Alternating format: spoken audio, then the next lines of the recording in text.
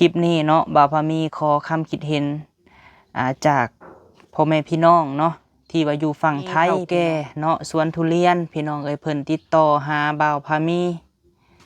เพิ่นอยากให้เฮาไปเฮ็ดเวียกนํเพิ่นเนาะอยู่ทางรังสิตเนาะพี่น้องเนาะฝั่งไทยสวนทุเรียนเนาะเงินเดือนเริ่มต้นแม่น20,000พี่น้องหรือว่าไปเริ่มแรกก็ประมาณ18,000 19,000เนาะแต่ว่าเพิ่นสิให้บ่าวพามีประมาณ20,000พี่น้องแต่บ่ฮู้ว่าเส้นทางนี้สิเป็นจังไดแต่บ่าวพามีก็ยังเป็นห่วงครอบครัวพี่น้องแม่นอยู่ดอกเฮามีภาระต้องเฮ็ดก็ฟังเบิ่งเนาะพี่น้องเนาะฟังเบิ่งก่อนว่าสิเป็นจังไดก็คอมเมนต์มาบอกในเด้อพี่น้องจุดหมายที่ว่าเฮาสิไปเฮ็ดเวียกสวนทุเรียนหันพี่น้องอยู่แถวรังสิตปรับหน้าดินไว้มา2 คนติ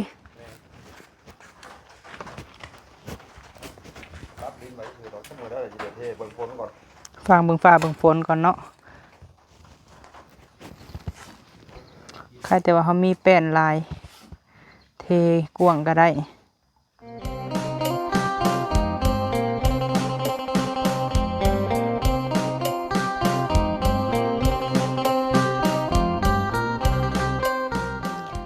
สบายดีเด้อพี่น้องเบิดสุขุสุคนเด้อพี่น้องเนาะพบพ่อกับบ่าวพามีอีกแล้วพี่น้องเอาตอนนี้ก็กำลังสีย่างไปทางเฮือนแม่บิ้งเนาะพี่น้องเนาะทางสร้างเพิ่นมาปรับหน้าดินพี่น้องเอามื้อนี้ก็ก่อนสิไปเบิ่งสร้างเพิ่นพี่น้องก็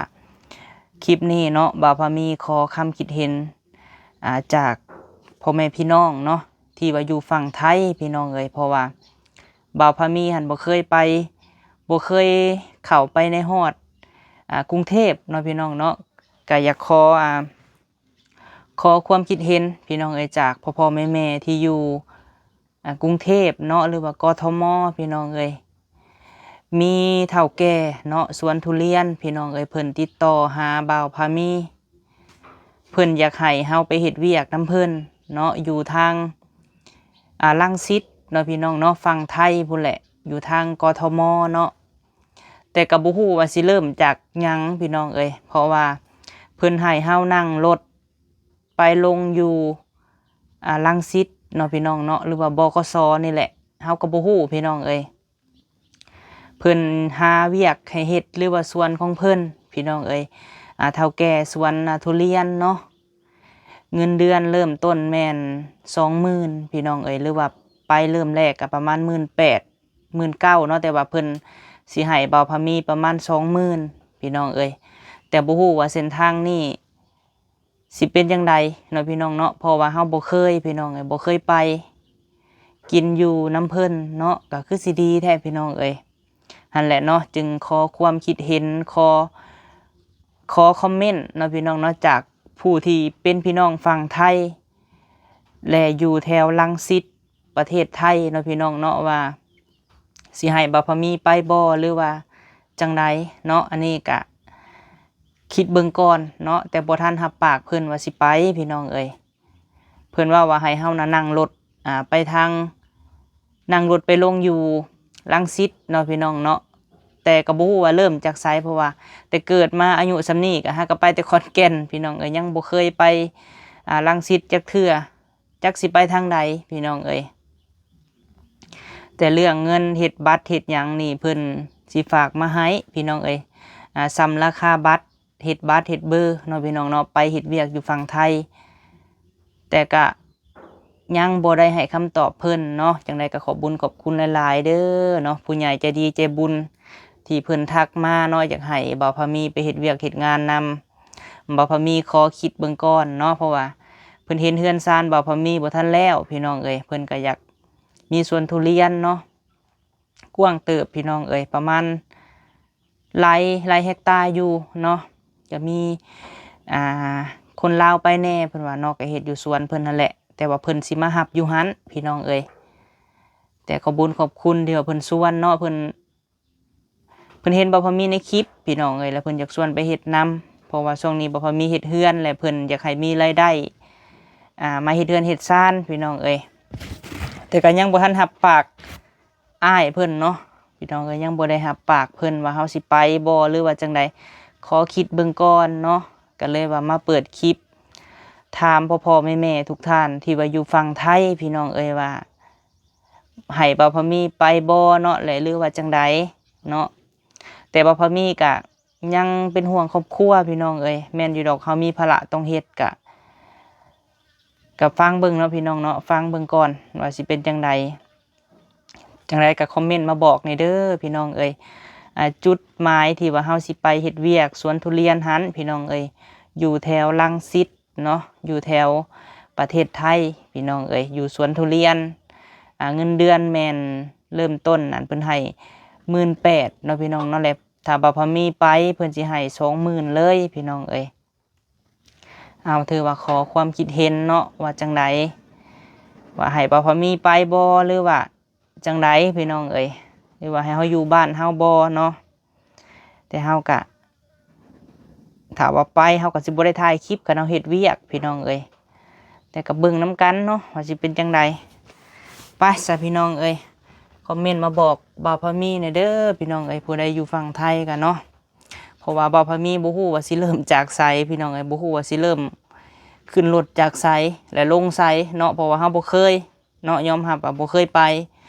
ฮอดแต่ขอนแก่นก็บ่ได้ไปไสพี่น้องเอ้ยอยู่แถวบริเวณหั่นแหละเนาะเอาเนาะถือว่าแต่เพิ่นบ่ได้ให้บ่พอมีออกคลิปพี่น้องเนาะแต่ว่าอยากปรึกษา FC พี่น้องเอ้ยปรึกษาพ่อๆแม่ๆทุกท่านว่าให้ไปบ่เป็นตาไปอยู่บ่เนาะเวียกงานแบบนี้นะโดยปะจังได๋ก็ไปหาเบิ่งสร้างนํกันพี่น้องเอ้ยแล้วแต่พิจารณาเบิ่งคอมเมนต์มาบอกหน่อยเด้อพี่น้องเอ้ยเนาะโดยเอาพี่น้องเอ้ยเนาะตัดภาพมาบัดนี้พี่เด้อพี่น้องเอ้ยเขามาเฮือนแม่ปิ้งพี่แหละเนาะสร้างเพิ่นมาแทกไว้พี่น้องเอ้ย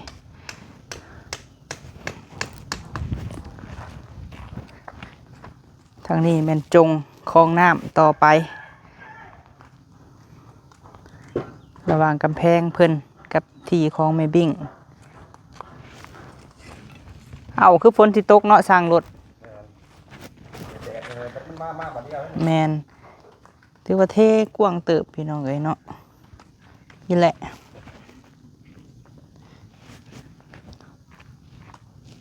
ค่านั่นมานี่ค่าที่เฮาจะเฮ็ดกันศาสตร์พี่น้องเอ้ยเพราะว่าเสานี่ที่เฮาจะเฮ็ดนี่เป็นเสาเล็กเลยยังทันละสั่งเล็กมาเนาะ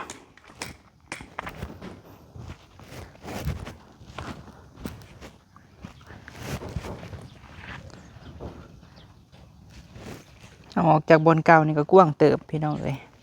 มัน4 เมตรพุ่นบอกมีแม่นจงทางล่องน้ำยังตีแบกไว้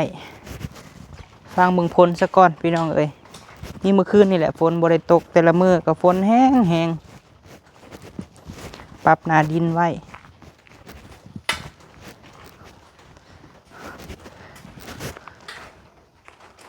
รถนี่ที่ได้2 คันไปหน่อยรถจอดนี่ แม่น2-3 คันพุ่นแหละปรับหน้าดินไว้คือกว้างพี่น้องไอ้บ้านนี้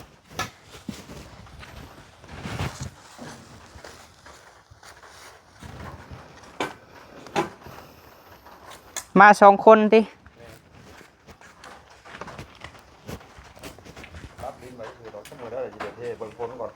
ฟังเบิ่งฟ้าเบิ่งฝนก่อนเนาะตกยามใดก็ลมทั้งลมทั้งฝน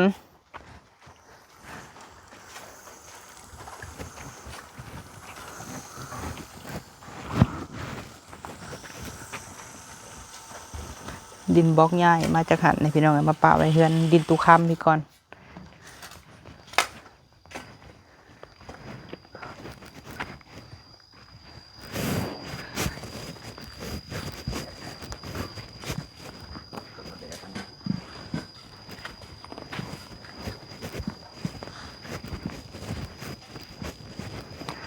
อันนี้โยบลงเลย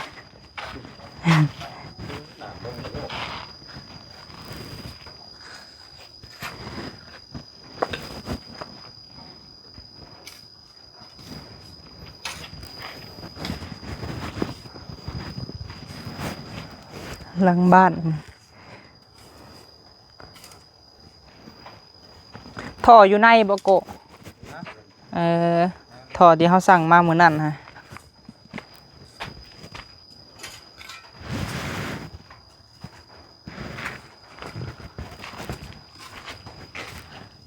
เท่นี่น่าจักเส้นไอ้รถ8 เซน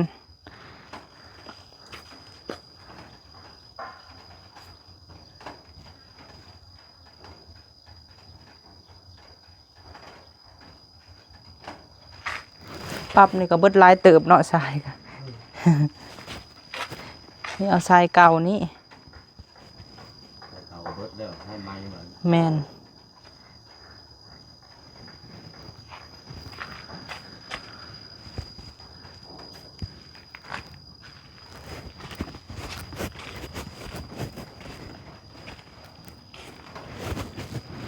ที่เขากับยังว่าคำโกนี่ เมนูปลาแห้งครับปิ้งปลาแห้ง เจ้าหันไหน เหนียว ว้า แห้งเลย มีแต่เนื้อแห้ง คนเดียวเนาะไม่ต้องกิน ตึงงาน ง่ายง่าย เปียกเบิ้นบอกมือก่อนหันนะ เดือดเบิดหันไหนเดี๋ยวตึงเนี้ยเขามาไหนน้ำพาสิ เดี๋ยวมันสาดเข้ามาเนาะ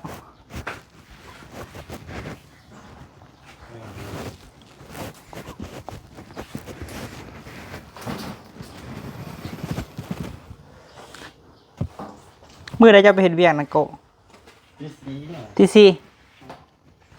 มันจันทร์เนี่ย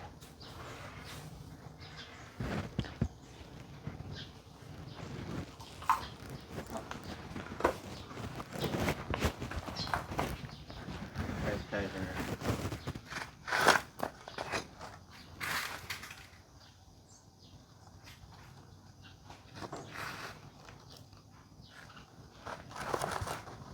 หอดและ4 เมตรน้อยหลดเนาะ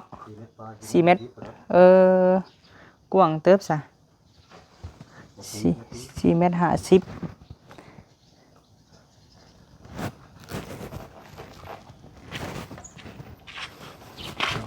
ผมมาแล้วทำมันเลยคุณจะตามลงเอาคืนแล้วนะ นี่พอดีจงไว้ทางลงน้ำต่อไป น้ำอยู่เทิงบ่ทีต้นน้ำนิดหมดแล้วทีมองหัน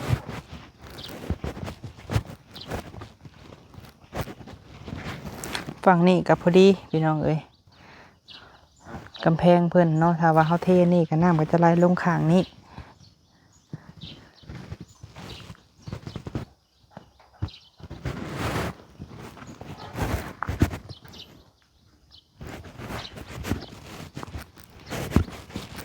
ฝนตกหาปูนบริเปียกวะ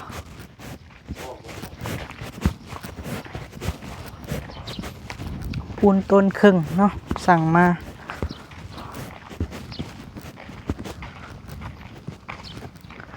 แต่บ่ฮู้ว่าพอเพิ่นสิให้เทออกบ่เนาะทางหน้าบ้านนี่แต่เฮาเว้ากับสร้างก็อยู่ซึ่งนั้นพี่น้องเอ้ยเนาะตามที่เว้ากันเพราะว่าซึ่งกันกับที่เฮาเฮ็ดกันศาสตร์นั่นแหละกับบ่แม่นว่ากันศาสตร์ดอกพี่น้องเอ้ยเพราะเฮาใส่เสาเนาะซ้ำมาต่อออกข้างเพราะว่าเฮาใส่เสาสิได้จอดรถเทียงกันสิประมาณได้อยู่ประมาณ3 คันรถใหญ่หั่นแหละพี่น้องเอ้ยถือว่าเป็นอีกเวียกเนาะที่เฮาต้องได้เบิ่งพี่น้องเอ้ยถ้าได้สร้างเพิ่นว่าให้สร้างเล็กสร้างหยังมามือเพิ่นพร้อมพี่น้องเอ้ยมือที่ฝนบ่ตกเพราะว่าช่วงนี้หั่นฝนตกแล้วยังมันเฮ็ดบ่ได้เนาะเผื่อมันสิแห้งเพราะมันกว้างพี่น้องเอ้ยแตงม่วงไม้ใช้นี่ให้ใหญ่แท้ บักม่วงของตา ป้าหมักบางใหญ่นี่ฝนตกมานี่สาดเขามาเขาตังไปแล้วเนาะข้างนั่นข้างนี้ เกี่ยงเสร็จทุกที ฝนตกเลยเป็นตื่นเช้ามาเลยเป็นลุยเลยเนาะ บ่เงาบ่โกะ เจียงฮอกผ้าละ บ่เงาบ่ บ่ธรรมดา ธรรมดา อยู่เย็นสงบดี อยู่เย็นสงบดีมื้อนี้คือบ่เห็นจะไปเอาผักมื้อนี้ มื้อนี้ น่าสิเป็นหมี่เลยบ่เปลี่ยน กินมีมาเลยนี่ข่อยทำแจ่วอันนี้ บ่ ทำแจ่วปลาแห้งอะไร วันที่4เนาะไปเฮ็ดเวียกเนาะ แม่นที่4เขาไปเฮ็ดเวียกออกโล่งดีแล้วมัน ค่ำบ่มาวันนี้ ไปตอน8:00 น เป็นโมงเช้า บ่8:00 นแหละ เป็นโมงแรง 8:00 นเช้า เฮ็ดกลางคืนเอ้าไปเฮ็ดเวียก เปลี่ยนกันดิ เปลี่ยนการเฮ็ดบ่ค่อยเว้าหั่นบ่บ่เฮาไปถามนะ แม่นเช้ารัก4หั่นแหละ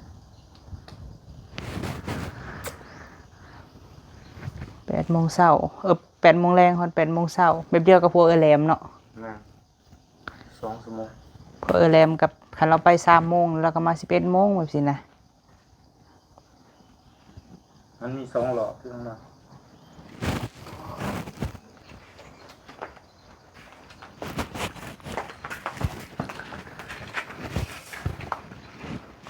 ขายคือฝนสิตกมากอีกเด้อนี่คอยรถย่อมรถได้คันว่าพื้นฝนตกนี่คอยย่านลม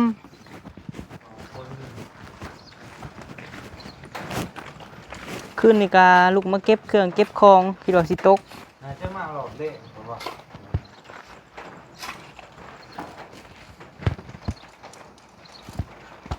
4 โมงมันวะไม่ได้แม่นหรือบ่ได้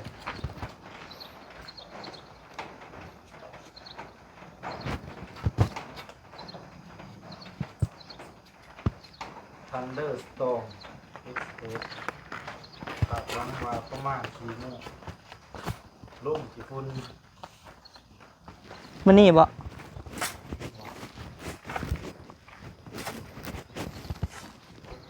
ใครแต่ว่าเขามีแป้นลาย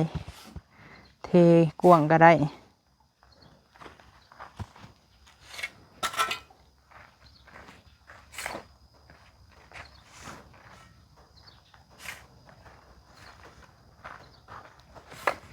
ไปตู้แล้วเมื่อลำไผ่เช้านี่ฮะ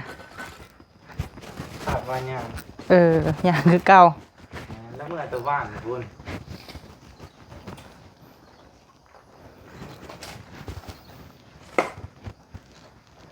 เทนาเติบได้มันลุบนี่8 เซนบ่ละว่าเทยังไงมันสูง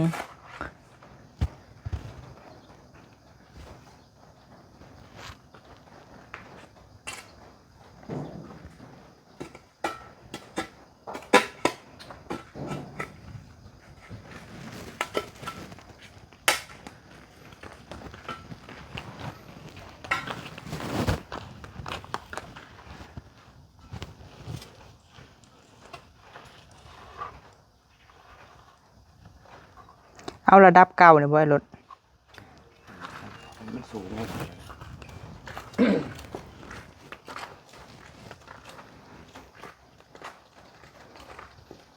อื่นนี่แหละฝนนี่มา4 โมงตอนนี้วะ มื้อนี้บ่แล้วสร้างเพิ่นจังฟังเบิ่งฝนนี่ มันตรงเลยใช่ไหมนี่วะ ส่วนหลายเป๊ะๆเลยครับพยากรณ์อากาศมาอันบอกยามใดนะ บ่เบิ่งบ่ได้เบิ่งในเฟซเบิ่งเดือน5 10ครับ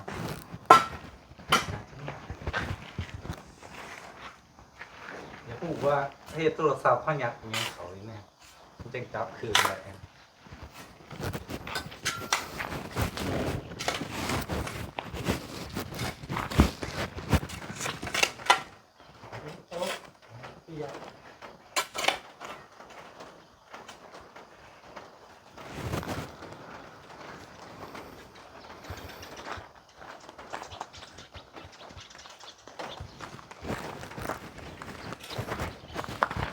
โอ้ยเนาะเด็ดเด็ด เหี้ยขาวเนี่ยบ่ได้ออกมาเพราะมื้อนี้เนาะสวนหน้าบ้านแม่บิ่งพี่น้องเอ้ยปลูกต้นไม้ต้นหยังเต็มเบิดเลยบ้านสวน